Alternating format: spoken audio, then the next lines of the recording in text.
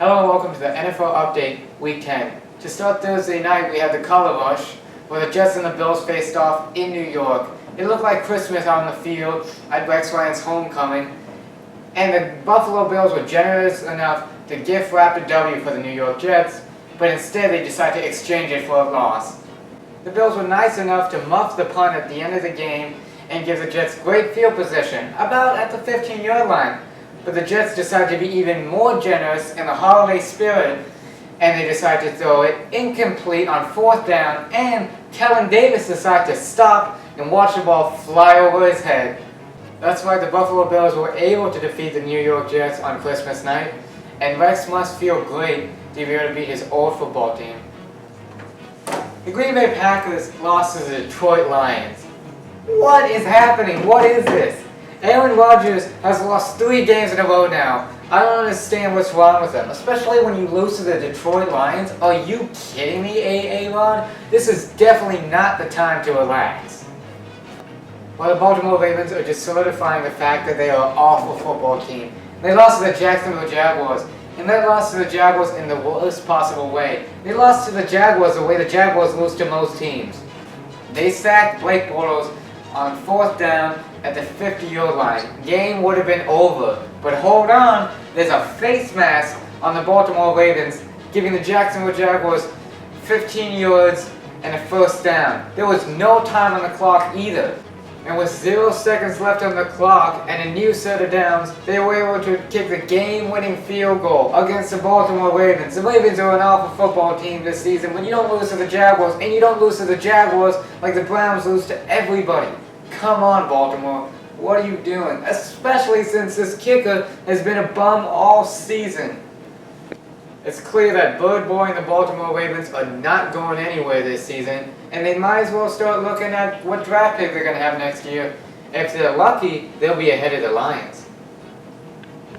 2 of the hottest teams in the NFL faced off this week, the Minnesota Vikings and the Oakland Raiders. Both these teams in recent years have not been very good, but this season the Vikings and the Raiders look like legitimate football teams and not a team to sleep on anymore.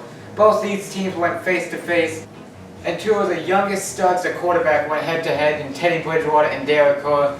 They had a battle this week, but the Minnesota Vikings defense showed up and only allowed the Raiders to get a surprisingly 14 points, and they were able to hand their own Minnesota Vikings a W. Good job, Minnesota.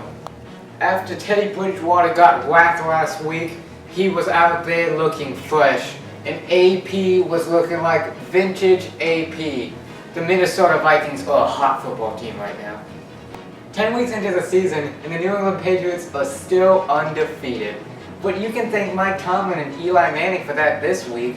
The New York Giants were in perfect position to beat the Patriots and get the W, but unfortunately, something that's been plaguing them all season, they forgot what time management was. They only ran off 13 seconds when all they needed was a field goal. They tried to go aggressive and get a touchdown, which not necessarily is moronic, but when you're at the 5-yard line and it's second down, you can run out the clock and give Brady about 30-40 seconds to try to win the game. But of course, they did not do that. All they did was throw, throw, and throw. They ended up only running 13 seconds off the clock and giving Brady enough time to blow his nose, wash his face, eat a sandwich, and of course, win the game. You're a professional football team, New York. How do you not know how to manage a clock? Hopefully a lot of you were able to see Peyton Manning break the record and then get benched. Peyton threw 4 interceptions on his special day. That's gotta hurt. He was benched by Brock Osweiler in the middle of the game, and Brock will start next week while Peyton's pride heals. And, his foot. Well, the Arizona Cardinals look red hot. They get another win against the Seattle Seahawks. They look ready for the playoffs. Unlike the Seattle Seahawks, who apparently a Super Bowl hangover is a real thing, because they are just bad. They are not Detroit Lion bad. They are not Baltimore Raven bad. But they're not looking okay. Something Russell Wilson drank must be getting to him, because the Seattle Seahawks are just not a good football team, and they probably are going to miss the playoffs. A team that went back-to-back in the Super Bowl is probably going to miss the playoffs because the Seattle Seahawks look incompetent.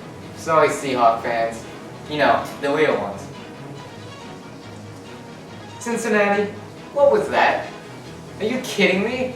You put up 6 points against the Houston Texans. You lost to the Houston Texans on Monday night.